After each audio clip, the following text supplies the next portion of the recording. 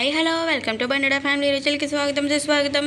Today recipe వచ్చేసి సేమియా పులిహార అండి. ముందుగా అయితే ఒక గ్లాసు సేమియా తీసుకోవాలండి.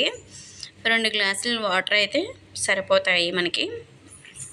ఇలా 2 గ్లాసులు అయితే ఒక గిన్నె తీసుకొని అందులోకి 2 గ్లాసులు వాటర్ అయితే పోసుకోవాలి. మనం ఉడికించుకోవాలండి. సేమియా లైట్గా కొద్దిగా ఉడికించుకుంటే సరిపోతుంది. ఒక గ్లాస్ వేసాను, ఇంకొక గ్లాస్ వేస్తున్నాను. ఇది ఇప్పుడు స్టవ్ మీద పెట్టేసుకుందాము.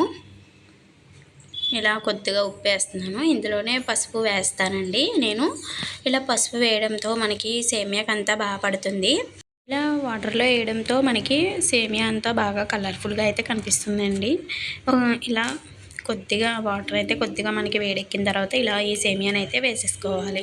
ఇలా వేసిన తర్వాత ఒక్క నిమిషం అలా ఉంచేస్తే మనకి ఈ విధంగా అయితే ఉడికిపోతుంది. అప్పుడైతే వార్చేసుకోవాలి. ఇప్పుడైతే ఒక మూకుడు పెట్టుకొని అందులోకి అయితే పోపు దినుసులు వేసుకొని బాగా వేగనివ్వాలి. పోపు దినుసులు అంటే గుళ్ళు, పచ్చెనపప్పు, మినపప్పు, ఆవాలు, జీలకర్ర, అలాగే కొద్దిగా పచ్చిమిర్చి, కొద్దిగా కరివేపాకు వేసుకోవాలండి. ఇవన్నీ కూడా బాగా లో ఫ్లేమ్లో పెట్టుకొని వేగించుకోవాలి. ఇలా వేగిన తర్వాత కరివేపాకుని కూడా వేసేసి బాగా వేగించుకోవాలి. ఇప్పుడైతే ఒక గిన్నెలోకి అయితే పులిహార కలుపుకునే గిన్నెలోకి అయితే తీసేసుకోవాలి. నేనైతే ఇలా జల్లెల్లోకి వార్చుకున్నానండి, బాగా వస్తుందని. ఇలా వార్చుకున్న తర్వాత ఈ సేమియాను కూడా ఇందులోకి వేసేసుకొని బాగా కలిపేయాలి. ఈ తాలింపది బాగా పట్టేలాగా సేమియాకి ఇలా కలిపేసుకోవడమేనండి. అంతేనండి. ఇందులోకి కొద్దిగా మీడియం సైజు నిమ్మకాయలని ఒక 3 తీసుకొని బాగా రసాన్ని అయితే పిండులోకి కొద్దిగా సాల్ట్ని అయితే యాడ్ చేసుకుంటున్నాను. ఇలా సాల్ట్ యాడ్ చేసుకున్నాము. ముందైతే కొద్దిగా తక్కువ వేసుకుంటే బాగుంటుంది. అంటే మనకి ఎంత పడుతుందో లేదో మళ్ళీ చూసుకుని వేసుకోవచ్చు.